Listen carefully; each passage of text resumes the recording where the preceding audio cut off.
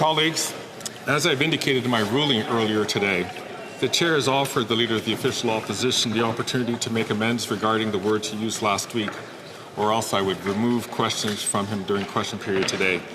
Having not received such a commitment on his part, and the member having not withdrawn his comments, I will therefore remove 3 questions from the Leader of the Official Opposition in the opening round today. Whoa! Collègue.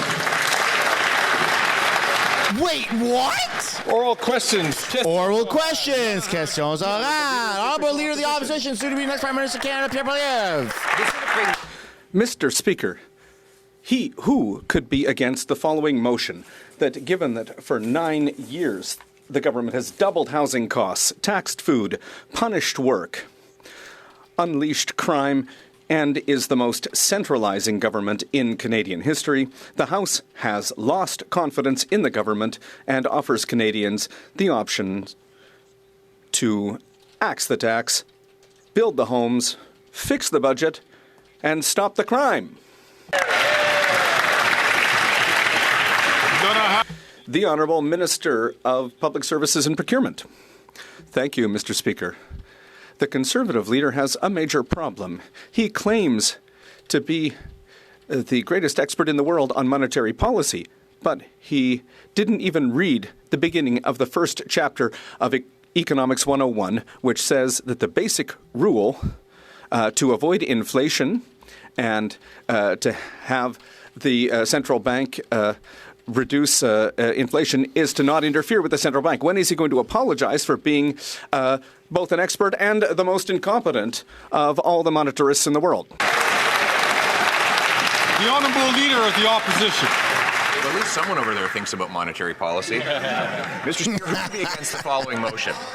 That, given that, after 9 years, the government has doubled housing costs, taxed food, punished work, unleashed crime, and is the most centralizing government in Canadian history, the House has lost confidence in the government and offers Canadians the option to axe the tax, build the homes, fix the budget, and stop the crime. The Honourable Leader of the Government in the House of Commons. Thank you, Mr. Speaker. There's a very simple answer to his question as to who's opposed to that motion. Canadians. Canadians didn't vote yesterday. You dictators did. The Honourable Member for La Prairie.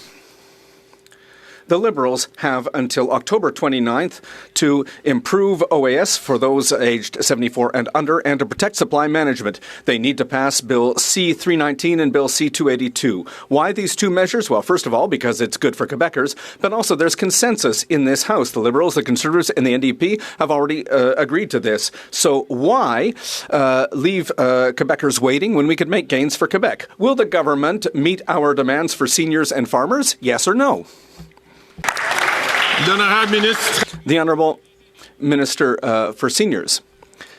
Mr. Speaker, the member for La Prairie is very, very behind when it comes to support for seniors. He voted against every measure that's been taken in this House, supported by members to help seniors, including the most vulnerable seniors in Canada. And I would like to know from the member for La Prairie, what does he say to the 6,200 people in his own riding who have joined the federal dental care program? What does he say to them when they ask him why he voted against that? The Honourable Member for La Prairie. If they continue like this, they're going to have to answer. They're going to have to ask a lot of questions next year, Mr. Speaker. So next October 29th, maybe instead of playing partisan games, this government should get to work. The Bloc Québécois demands are clear, positive, and have agreement in this House. The Liberals have a very simple choice. They could either help seniors and farmers, or they could choose to respond with things like that and sabotage their own government. Will they survive by helping Quebecers, or will they die by their partisan swords? The Honourable Minister of Public Services and Procurement. Well, thank you, Mr. Speaker. And indeed, the Bloc Québécois and other members in this House can choose to sabotage the efforts of the Canadian government to help seniors in his own riding. 7,400 seniors in his riding have signed up, and many of them are receiving for the first time in many years dental care. Accessible, affordable dental care, investing in housing. It's costing us billions of dollars. Conservative leader who says that Quebec's municipalities are incompetent and who wants to tear up our agreement with Quebec. The Honourable Member for Rosemont-la-Petite-Patrie. Mr. Speaker, Pascal, a single mother from Hull, wrote in an open letter, "I don't think I'll ever be able to buy a house. I'm afraid that my youngest child will never be able to own her own home. I can't change apartments. Rent has gone up so much since I moved in, and the housing costs in my neighbourhood have gone up by over 150%. Mr. Speaker, the Liberals and the Conservatives themselves caused this housing crisis. Why do they want people like Pascal to pay the price?" Call an election, Minister dummy. of Public Services and Procurement. I'd like to thank my colleague, who is a strong defender of social and affordable housing in Quebec, for his question. But he knows, like me, to what extent the Conservative leader's policy would be damaging for Quebecers. He hasn't stopped attacking Quebec's municipalities. He's called them incompetent when they're in the middle of building 8,000 new affordable housing units. The Conservative leader built 6 homes all the time he was housing minister. The Honourable Member from Edmonton-Griesbach. Another summer has passed and not one single home for Indigenous people have been built. The Liberals promised to deliver an urban, rural, and northern... You had a chance to vote against it yesterday. Still no funding and still no shovels in the ground. Delay, broken promise after broken promise. That's the Liberal way. Meanwhile, First Nations, Inuit, and Métis people continue to live in moldy, overcrowded conditions or on the street. Why do the Liberals keep Indigenous people waiting for the homes they need now? Fun fact, Liberal MPs have not stepped foot on Indigenous lands to talk with any chiefs. Proud to be part of a government that understands by Indigenous, for Indigenous housing, and that's exactly what we're doing, Mr. Speaker, by launching the $4 billion urban, rural, and northern housing strategy. False promises to farm votes. $100 million has been dispensed through an organization led by Indigenous leaders, determining how best to use those funds so that First Nations, Inuit, and Métis people have the kinds of housing and supports they need in every city in this country. The Honourable Leader of the Opposition. Months ago, I asked the government who could be against a motion pointing out that this government's doubled housing costs, tax food, punish work, and unleash crime to give Canadians the chance to axe the tax, build the homes, fix the budget, and stop the crime. And she said, Canadians are against all of those things. If that's the case, then why won't she let them decide in a carbon tax election now? The Honourable Leader of the Government in the House of Commons. Thank you, Mr. Speaker. Mr. Speaker, it's a little sad that the Leader of the Opposition, having just lost a vote of non-confidence in the government yesterday, is putting forward the exact same motion today. I think it shows his desperation. Thank you, Mr. Speaker. It's not desperation, it's what Canadians want. Position. No, in fact, the motion specifically demonstrates that this government, this NDP Liberal government, has doubled housing costs. I found it interesting that the NDP has now discovered that they doubled housing costs. A second ago, a Montreal MP stood up to point to a young woman, Pascal, who can no longer afford to rent, much less to own, after housing costs have tripled in that city. When I was housing minister, rent was $700 in Montreal, and we built almost 200,000 units. Mr. Speaker, why can't the NDP put their actions where their words are and vote for a carbon tax? The Honourable Parliamentary Secretary to the Minister of Housing, Infrastructure and Communities. These slogans are clever, but they are empty, Mr. Speaker. It's empty rhetoric on the other side as always. In fact, he should take a look at the CMHC's report from today that puts a spotlight on Montreal, 106% increase in rental construction. Why is that, Mr. Speaker? Because GST has been waived by this government to ensure greater supply, to incent builders during a difficult time. He has no idea how to incent that sector. He's good at running around the country and insulting mayors, putting a spotlight on the homeless, but coming up with no ideas on that. It's more right-wing populism. They have nothing to say, Mr. Speaker. Come on, The Pierre, Honourable clap Leader of back. the official opposition. In a carbon tax election, if that's true. Malheureusement, Unfortunately, the Bloc Québécois is telling Quebecers, wait. If you can't pay your bills, just wait. If you can't buy a home, after 9 years of this Prime Minister, just hang on. If you're afraid Yeah. of going out on the street because of crime that the Bloc Liberals have unleashed in our streets, in Quebec, a province that is at a breaking point because of immigration, they're just saying, hang on. Quebecers don't need to wait. They don't need to wait, Mr. Speaker. They need to choose a new government based on good common sense. Let the people decide. The Honourable Parliamentary Secretary. Mr. Speaker, the priority of our government is to deliver for all Quebecers and all Canadians, Mr. Speaker. That includes daycare spaces, a dental care program, historic housing investments, Mr. Speaker. In the meantime, what are the Conservatives concentrated on? Well, as we saw in the Journal de Montréal this week, Conservative MPs are being paid to go to Florida to sermonize on the importance of banning abortion and teaching creationism. You can't invent that, Mr. Speaker. They should be ashamed.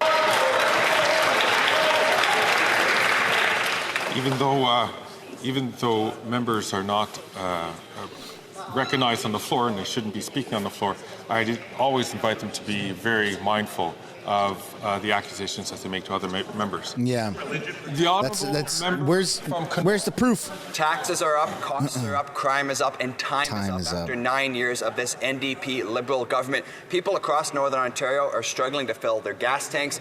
Young professionals cannot find an affordable place to live, and our communities are less safe. Mr. Speaker, these are all reasons why Canadians deserve a carbon tax election where they can vote for our common sense plan. But the NDP continue to support this government, Mr. Speaker, denying Canadians that opportunity. Why is this Prime Minister so afraid of facing a carbon tax election?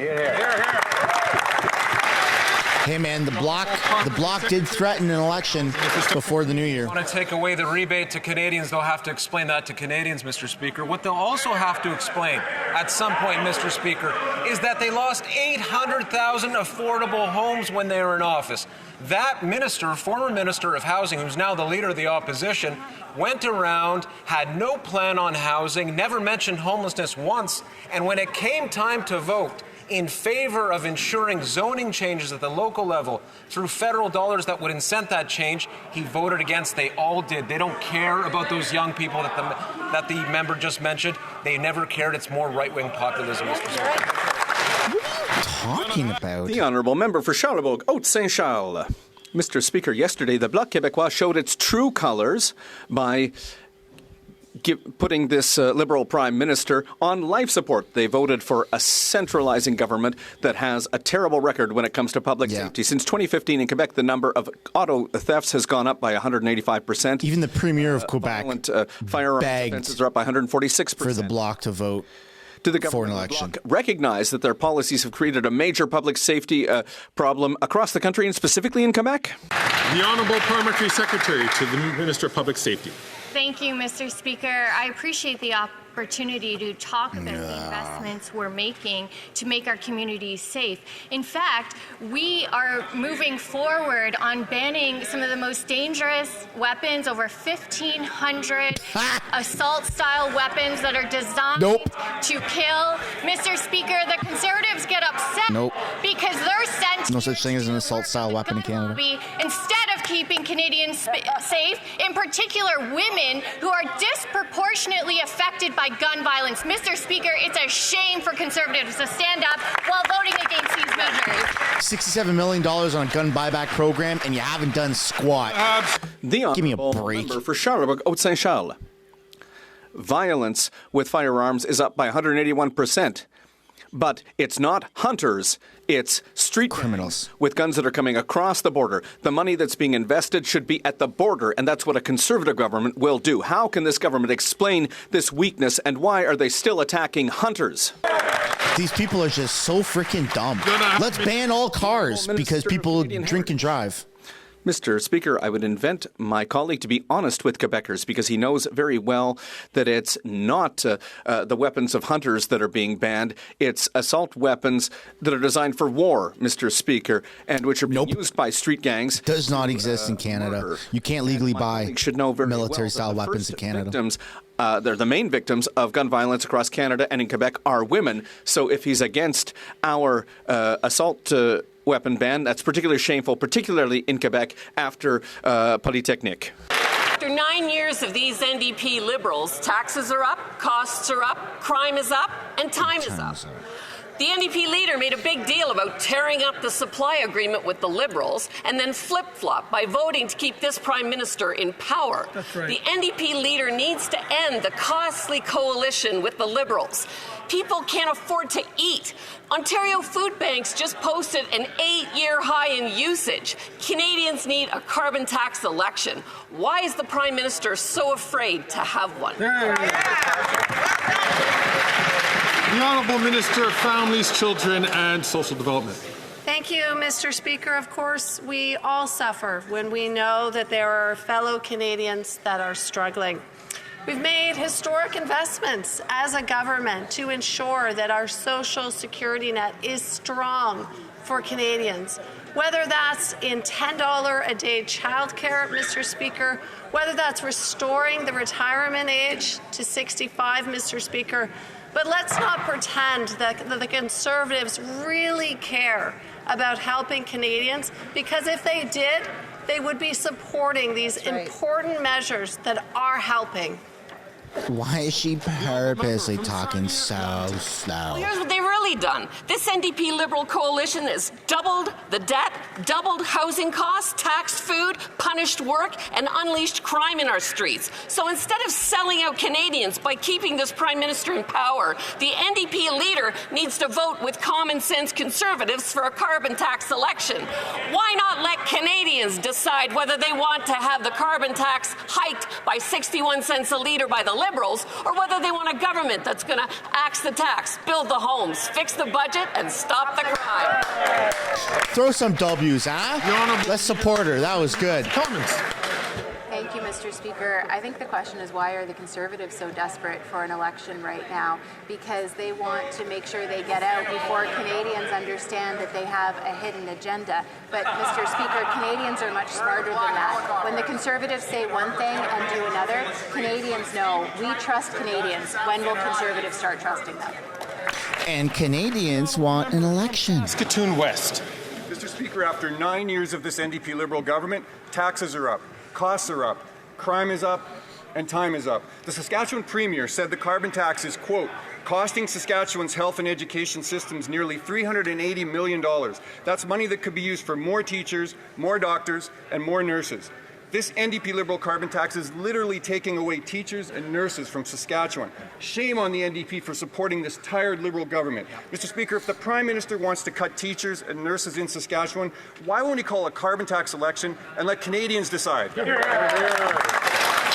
The Honourable Minister for Natural... It's going to happen. The Bloc will do it. Thank you, Mr. Speaker. Once again, I would encourage my Conservative colleagues to actually use facts. 8 out of 10 Canadians get more money back. It is an affordability measure. People who live on modest incomes actually benefit significantly. It's also an important way of fighting climate change. And if he wants to quote Scott Moe, I would say when Scott Moe appeared here in Ottawa and talked about the price on pollution, he said he looked at doing something else and everything else was too expensive. So he wasn't going to do anything to fight climate change. I guess that's the answer of the Conservative Party of Canada. How much money till we fix forest fires? Mr. Speaker, veterans taking part in the Invictus Games have found themselves on the hook for medical insurance. This comes as a shock since all serving military members have theirs covered under the Canadian Armed Forces.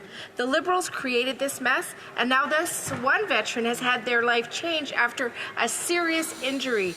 provided during the previous games. Will the minister admit to this mistake and extend medical coverage to all Canadian Invictus athletes for the upcoming Whistler Games, or will they continue to ignore the needs of veterans? The Honourable Minister. Thank you so much, Mr. Speaker. Mr. Speaker, Invictus Games offers a very unique rehabilitation opportunity to ill and injured veterans and also for members of the Canadian Armed Forces. It is also important I've been to the Invictus Games in Toronto a few years ago. During the Games and also after the Games. That is why that we will continue to work with the Canadian Armed Forces, Soldier On, Invictus Games, and other stakeholders to ensure that Shout the out to Soldier On is always taken care of, and want to ensure this situation will be rectified before Invictus Games 2025. Thank you, Mr. Speaker. Shout out to Soldier On, man. They actually do quite a bit to help vets. Mr. Speaker, after 9 years of Liberal government, taxes are up, costs are up, crime is up, time is up, and now tariffs are up. With softwood lumber tariffs doubling to 14.5%. Well, what's happened? Today, the Resolute Forest Products announced the closure of the Morrisserie and Maniwaki, Quebec sawmills, costing 280 jobs because of the tariffs. Mr. Speaker, the Prime Minister said this was a small issue. Can the Prime Minister explain why the loss of 280 jobs is a small issue, or is he just a soft Prime Minister? No, he's a hard Prime Minister. Hard things are hard. Mr. Speaker, I That's a quote from Trudeau. that the forestry sector and the workers, particularly in this sector, are tremendously important to our communities across the country. They are dedicated workers that give their all. But as as we have said, these punishing tariffs are unjustified. We've said this in the United States. In fact, indeed, I know that the United States care about building affordable homes just as we do, and these tariffs, if they were to get rid of them, will actually help us build affordable homes in this country and in the United States. The honourable member from hard to get rid of. Well, Mr. Speaker, the Canadian softwood lumber producers have already paid $9 billion more because of these excess tariffs since 2017. But you know what else they pay? The carbon tax. Right. The carbon tax costs hundreds of millions of dollars more, that makes it uncompetitive to the U.S. industry. But you know what the irony is? This industry plants trees. Last year alone, they planted 440 million trees, while this government's $2 billion tree program barely got off the ground. Isn't it time for a new common sense minister who's going to axe the tax, stand up for Canadians, and fight for the 400,000 jobs in the forest sector? Yeah, man. On the friggin' Colbert show, he said, yeah, it's a little problem that we're working on. Resources and energy. Mr. Speaker, the question is yet another example of the Conservative Party not doing its homework and not learning the facts. As I say, on a residential basis, 8 out of 10 Canadians get more money back. It is an affordability measure and an effective way to fight climate change. In terms of the plant that he is talking about, it is based in Quebec, which has its own cap and trade system. They do not pay the price on pollution. Taxes are up, costs are up, crime is up, time is up, and now visits to Cambridge food banks are also up, nearly 20%. The Liberal carbon tax scam has forced our seniors and our families to rely on food banks for their survival. The NDP continue to prop up their political masters and deny Canadians that carbon tax election they so desperately want. Why is the Prime Minister so afraid of a carbon tax election, and why won't he call one now? It's going to get called after the end of October. Mr. Speaker, I welcome the opportunity to talk about the childcare numbers that are up, Mr. Speaker. Literally, this week we saw no one asked. Comox Valley Schools announce a new childcare facility with 108 new spots for children there, Mr. Speaker. We also heard in Winnipeg, the Splash Childcare Centre, an additional 40 new spots for children. That's 248 new spots for kids here in our country. High quality, affordable care. That's what's up, Mr. Speaker. That wasn't even a question. 9 years of the Liberal NDP Soft on Crime coalition, taxes up, costs up, crimes up, extortions up, times up. In Calgary, disturbing stories emerged of armed criminals committing extortions and kidnappings against families and businesses. This Liberal NDP coalition voted against Conservative Deputy Leader Bill C-381 to crack down on extortions. Instead, the coalition made it easier for criminals to get bail and reoffend. Why is the freedom of criminals more important to this government than protecting extortion victims? The Honourable Parliamentary Secretary to the Minister of Public Safety. Mr. Speaker, on the contrary, every single measure that we've made, including investing in police to combat guns and gang units, guess what, Mr. Speaker? Conservatives voted against and are against. In addition to that, Mr. Speaker, when they were in power, they actually cut the CBSA, the RCMP, who did this very work, who worked with our provincial and municipal counterparts in policing. Mr. Speaker, when it comes to addressing crime, Conservatives are all about cuts and slogans, and we're about action. The Honourable Member from Wellington, Halton Hills. Mr. Speaker, 9 years ago, we warned the government about joining the Beijing-led Asian Infrastructure Investment Bank, and so did the Obama-Biden administration. Last year, news about the Chinese Communist Party's infiltration of the bank forced the government to initiate a boycott and to begin a review. The boycott is now 15 months, and Canada still has its shares, and Beijing still has the nearly $250 million that this government gave the bank. So, when will the government release the review, dump the shares, and get the money back? There you go. The Honourable Parliamentary Secretary to the Deputy Prime Minister and the Minister of Finance. Mr. Speaker, as soon as the Minister heard about these very serious allegations, she took action. The Minister announced an immediate halt, Mr. Speaker, to all Canadian government-led activity at the bank while we conducted a review of the allegations. In December, we announced an expansion of that review in partnership with some of our closest international partners. The Department of Finance continues to review the matter, as well as Canadians' participation in the organization. Thank you, Mr. Speaker. Very good. The Honourable Member from Sturgeon River Parkland. Mr. Speaker, taxes are up, costs are up, crime's up, time's up. Hey, welcome back, big fella. He's proud of his preparations for the catastrophic Jasper wildfire, but 1/3 of Jasper was destroyed, $1 billion in damages, and 2,000 people are homeless. This isn't something to be proud of, and yet this is the record of failure that this NDP party supports. Banff, Lake Louise, and Jasper are still in danger. It's time for this minister to take responsibility for his failure so we can prepare for the next fire. Will he? Let's go, Mr. Lloyd. Been a while. The Environment and Climate Change. Mr. Speaker, this member should be ashamed of himself. Shut up and go climb the CN Tower.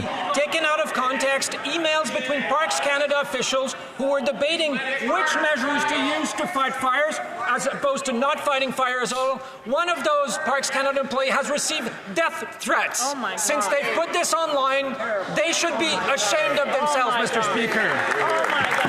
Oh my God.